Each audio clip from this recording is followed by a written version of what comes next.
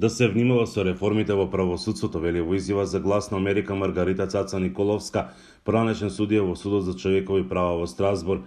Таа смета дека генералното разрешување на судиите нема да го реши проблемот во правосудството. Не може да има некаков ветинг. Треба да биде јасно, прецизно, законито детектирано што треба точно да се направи, за да не се дојде повторно до некоја анархија.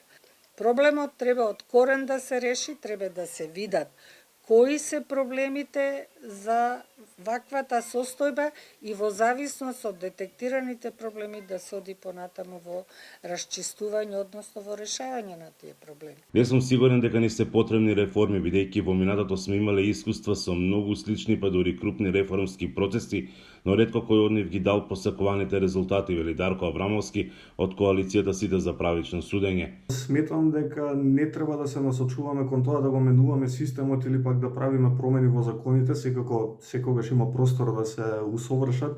Меѓутоа, клучната работа која што треба да се има предвид е да се промени начинот на кој се имплементираат ваквите системски решенија и законите во пракса, затоа што тоа е она што најмногу ни недостасува. Но и двајцата се согласни дека има начин како повторно да се врати довербата во судството, која е сега на најниски 2%, да се види дали тие луѓе имаат интегритет и доволно знаење, вели Цаца Николовска.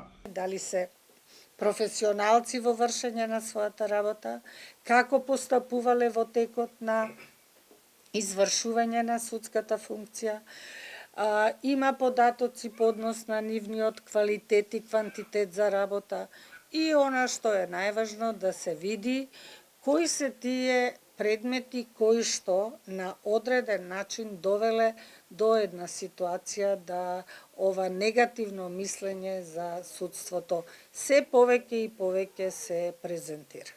Клучно за да се унапреди довербата е ако овој систем има некоја стратешка комуникација со јавноста, вели Аврамовски. Успее да се прикаже пред јавноста дека го дава максимумот кој што навистина може да се очекува, меѓутоа и дека имаат некакви изворни и искрени обиди да ги унапредат состојбите во самиот судски систем, а не како што е тоа пример досега недостигот на материјални ресурси да се користи само како изговор за тоа зашто правдата не функционира онака како што посакуваме. За Цаца Николовска неодамнешните случаи на луѓе кои доскоро ја делеле правдата, а сега се спогодуваат со судот поради одредени дела кои ги направиле, е недозволиво ја подкопува и така ниската доверба. Тие луѓе кои што треба највеќе да допринесуваат довербата, тие луѓе ги направиле овие дела. Како ние ќе покажеме дека таквите ситуации ќе ги санкционираме? Пред неколку дена американската амбасадорка Ангела Агелер ги повика сите инволвирани страни да работат заедно за создавање на висинска судска реформа и оти мора да се обнови довербата во судството. За Гласот на Америка, Мики Трајковски.